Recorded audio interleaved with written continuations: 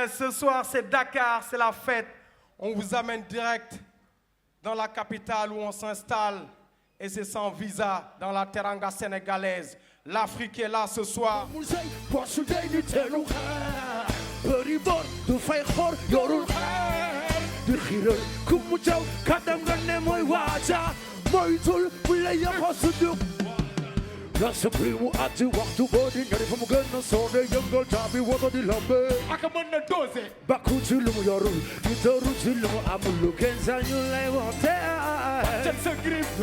Les deux villes ont une histoire qui se rejoint surtout à travers la culture. Je crois qu'aujourd'hui, on peut casser les barrières au-delà des différences qu'on a, des couleurs, des nationalités.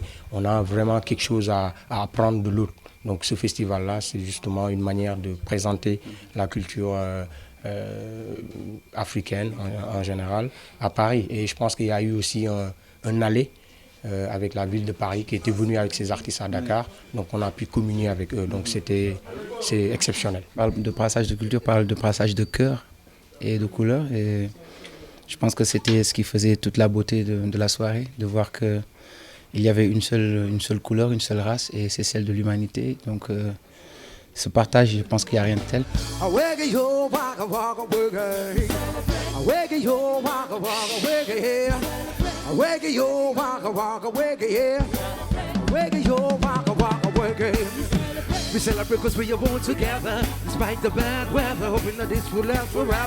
Aujourd'hui, on ne peut pas parler de l'Afrique sans citer Nelson Mandela. On fait de la musique consciente, mais cette musique consciente-là, elle est alimentée par l'histoire de Nelson Mandela ou même de Sankara et des autres. Ce concert-là lui était dédié et c'est juste pour que les gens n'oublient pas, surtout la nouvelle génération, qu'ils n'oublient pas qu'on a des références.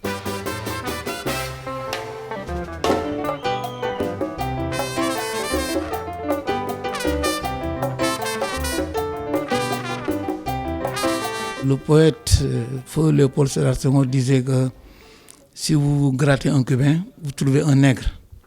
Donc c'est une musique qui nous est familière.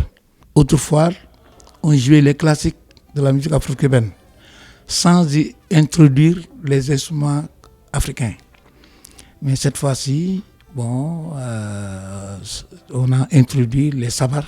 Ce sont les genres de tumba, mais qu'on ne joue pas avec la main, mais avec des baguettes, qui sont des instruments typiquement sénégalais. Donc dans la musique salsa, ce qui fait la salsa mbala.